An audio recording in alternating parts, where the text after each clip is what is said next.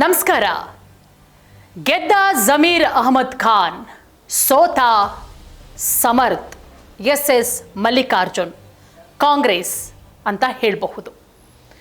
ನೋಡಿ, ದಾವಣಗೆರೆ ದಕ್ಷಿಣ ವಿಧಾನಸಭಾ ಕ್ಷೇತ್ರ ಬೈ ಎಲೆಕ್ಷನ್ ನಾವು ಹಿಂದಿನ ಎಪಿಸೋಡ್ಗಳಲ್ಲಿ ಸಾಕಷ್ಟು ಮಾತಾಡಿದ್ದೀವಿ.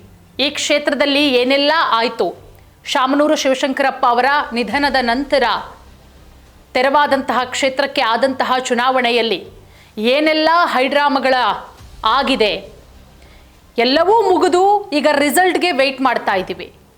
ಅಲ್ಲಿ ಬರ್ತಾ ಇರುವಂತಹ ಬಲ್ಲ ಮೂಲಗಳು ಏನು ಗೊತ್ತಾ, ಅಲ್ಲಿರುವಂತಹ ಜನ ಏನು ಮಾತನಾಡ್ಕೊಳ್ತಾ ಇದ್ದಾರೆ ದಾವಣಗೆರೆ ದಕ್ಷಿಣದವರು. ಯಾಕಂದರೆ ಚುನಾವಣೆ ಮುಗಿದ ನಂತರ ಈ ಸೋಲು ಗೆಲುವಿನ ಲೆಕ್ಕಾಚಾರಗಳು ನಡೆಯುತ್ತೆ. ಎರಡೂ ಪಕ್ಷದ ಕಾರ್ಯಕರ್ತರಾಗಲಿ ಆ ಭಾಗದ ಮತದಾರರಾಗಲಿ ಮಾತನಾಡ್ತಾರೆ. ಕೂತಲ್ಲಿ ನಿಂತಲ್ಲಿ ಅದೇ ವಿಚಾರ. ಯಾರು ಗೆಲ್ಲಬಹುದು, ನೀನು ಯಾರಿಗೆ ಓಟ್ ಹಾಕಿದ್ಯಾ, ಯಾರು ಬರಬಹುದು ಈ ಸಲ, ದಾವಣಗೆರೆ ದಕ್ಷಿಣದಲ್ಲಿ ಸಮರ್ಥ ಶಾಮನೂರು ಶಿವಶಂಕರಪ್ಪ ಅವರ ಮೊಮ್ಮಗನ, ಎಸ್ ಮಲ್ಲಿಕಾರ್ಜುನ್ ಅವರ ಮಗನ, ಸಂಸದೆ ಅವರಮ್ಮ ಸಂಸದೆ ಆಗಿದ್ದಾರೆ ಪ್ರಭಾ ಮಲ್ಲಿಕಾರ್ಜುನ್ ಅವರು, ಅವರ ಮಗನ, ಅಂದರೆ ಇವರೆಲ್ಲರೂ ಕೂಡ ಸಮರ್ಥ ಅವರಿಗೆ ಸಂಬಂಧಪಟ್ಟಂಥವರು. ನೋಡಿ, ಇವರ ಅಥವಾ BJPಯ ಅಭ್ಯರ್ಥಿಯಾದಂತಹ ಶ್ರೀನಿವಾಸ ದಾಸಕರಿಯಪ್ಪನ ಅನ್ನುವಂತಹ ವಿಚಾರ. ಈಗ ದಾವಣಗೆರೆ ದಕ್ಷಿಣ ವಿಧಾನಸಭಾ ಕ್ಷೇತ್ರದ ಅಲ್ಲಿಯ ಮತದಾರರು ಏನು ಮಾತನಾಡ್ಕೊಳ್ತಾ ಇದ್ದಾರೆ ಅನ್ನುವಂತಹ ವಿಚಾರಕ್ಕೆ ಬರೋಣ. ಅಲ್ಲಿ ಹೇಳ್ತಾ ಇರೋದು, ಜಮೀರ್ ಅವರು ಗೆದ್ದುಬಿಟ್ರು ಅಂದರೆ ಅರ್ಥ ಜಮೀರ್ ಅವರ ಪಕ್ಷ ಗೆದ್ದುಬಿಡ್ತು ಅಂತ ಅಲ್ಲ. ಜಮೀರ್ ಅವರು ಗೆದ್ದುಬಿಟ್ರು ಅಂತ ಹೇಳಿದ್ರೆ ಜಮೀರ್ ಅವರು ಗೆದ್ರು. ಅರ್ಥ ಮಾಡ್ಕೊಳ್ಳಿ ಹೇಗೆ ಅಂತ ಹೇಳಿ. ಇಲ್ಲಿ ಜಮೀರ್ ಅವರು ಕಾಂಗ್ರೆಸ್ ಪಕ್ಷದ ನಾಯಕರು, ಕಾಂಗ್ರೆಸ್ ಪಕ್ಷದ ಶಾಸಕರು, ಕಾಂಗ್ರೆಸ್ ಪಕ್ಷದಲ್ಲಿರುವಂತಹ ಸಚಿವರು. ಆದರೂ ಕೂಡ ಜಮೀರ್ ಅವರು ಗೆದ್ರು, ಸಮರ್ಥ್ ಅವರು ಸೋತ್ರು ಅಂದರೆ ಅರ್ಥ ಏನು? ಏನೆಲ್ಲ ಆಯಿತು ಜಗಳಗಳು, ಏನೆಲ್ಲ ಆಯಿತು ಷಡ್ಯಂತ್ರ, ಅದೆಲ್ಲವೂ ಕೂಡ ಜಗಜ್ಜಾಹಿರ.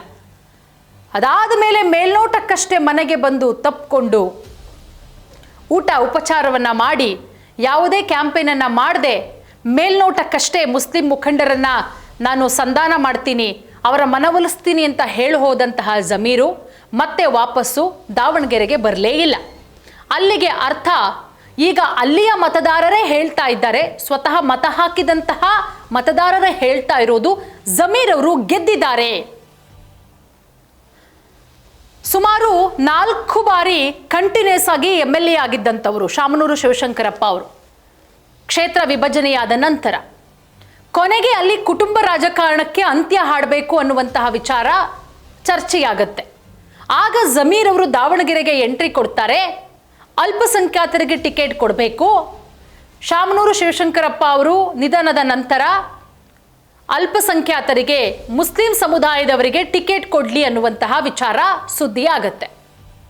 ಆಗ ಅದಕ್ಕೆ ಒಂದಷ್ಟು ಜನ ಪರ ವ್ಯಕ್ತಪಡಿಸ್ತಾರೆ. ಹೌದು, ನಮ್ಮ ಸಮುದಾಯದವರು ಜಾಸ್ತಿ ಸಂಖ್ಯೆಯಲ್ಲಿದ್ದಾರೆ, 70,000ಕ್ಕಿಂತ ಹೆಚ್ಚಿದ್ದಾರೆ ಮತದಾರರು, ನಮ್ಮ ಮತಗಳೇ ದಾವಣಗೆರೆ ದಕ್ಷಿಣದಲ್ಲಿ ನಿರ್ಣಾಯಕ, ಹಾಗಾಗಿ ನಮ್ಮ ಸಮುದಾಯಕ್ಕೆ ಟಿಕೆಟ್ ಕೊಡಿ. ಒಂದಿಷ್ಟು ಜನರ ಹೆಸರುಗಳು ಕೂಡ ಕೇಳಿಬರುತ್ತೆ. ಅಬ್ದುಲ್ ಜಬ್ಬಾರ್ ಅವರ ಹೆಸರು ಕೇಳಿಬರುತ್ತೆ, ಸಾದಿಕ್ ಪೈಲ್ವಾನ್ ಅವರ ಹೆಸರು ಕೇಳಿಬರುತ್ತೆ. ಅದೆಲ್ಲ ಆದಮೇಲೆ ಏನೆಲ್ಲ ಆಯಿತು, ಎಸ್ ಮಲ್ಲಿಕಾರ್ಜುನ್ ಅವರು ಏಕವಚನದಲ್ಲೇ ವಾಗ್ದಾಳಿ ಮಾಡ್ತಾರೆ. ಸಿದ್ದರಾಮಯ್ಯ ಅವರ ಎಂಟ್ರಿ ಆಗುತ್ತೆ, DCM DK ಶಿವಕುಮಾರ್ ಅವರ ಎಂಟ್ರಿ ಆಗುತ್ತೆ. ಕಾಂಗ್ರೆಸ್ ಹೈಕಮಾಂಡ್ ಮಟ್ಟದ ನಾಯಕರುಗಳು ಕೂಡ ಬಂದು ಇಲ್ಲಿ ಮೀಟಿಂಗನ್ನು ಮಾಡಿ ಅಭ್ಯರ್ಥಿಯನ್ನು ಅನೌನ್ಸ್ ಮಾಡಿ ಸಮರ್ಥ್ ಅವರಿಗೆ B ಫಾರಂ ಅನ್ನು ಕೊಟ್ಟು ದೊಡ್ಡದಾಗಿ ಮೆರವಣಿಗೆಯನ್ನು ಮಾಡಿ ಸಿದ್ದರಾಮಯ್ಯ DK ಶಿವಕುಮಾರ್ ಅವರ ಸಮ್ಮುಖದಲ್ಲಿ ಸಮರ್ಥ್ ಅವರ ನಾಮಪತ್ರವನ್ನು ಕೂಡ ಸಲ್ಲಿಕೆ ಮಾಡಿಸ್ತಾರೆ. ಅದಾದರೂ ಕೂಡ ಜಮೀರ್ ಅವರ ಮುನಿಸು ಕಡಿಮೆ ಆಯ್ತಾ? ಖಂಡಿತ ಇಲ್ಲ.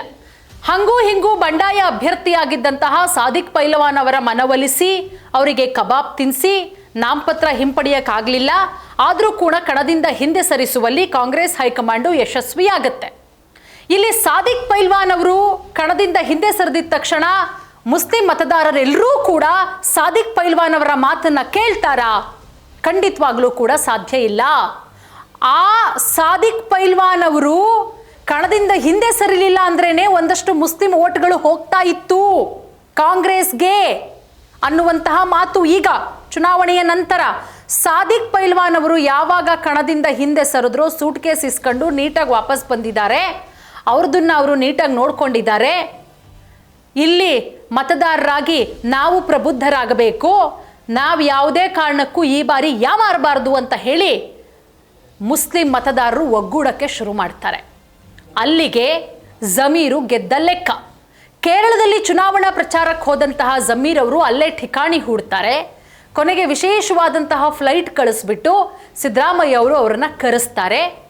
ಅವ್ರನ್ನ ಕರೆಸಿದ್ರು ಕೂಡ ಜಮೀರ್ ಅವರು ಬಂದು ಊಟ ಮಾಡಿ ಸಮರ್ಥ್ಗೆ ವೋಟ್ ಹಾಕಿ ಅಂತ ಹೇಳಿ ಹೋಗ್ತಾರೆ ಹೊರತು ಯಾವುದೇ ಕ್ಯಾಂಪೇನನ್ನು ಮಾಡಲ್ಲ, ಯಾವುದೇ ಸಮಾವೇಶದಲ್ಲಿ ಭಾಗಿಯಾಗಲ್ಲ, ಯಾವುದೇ ಪ್ರಚಾರವನ್ನು ಮಾಡಲ್ಲ.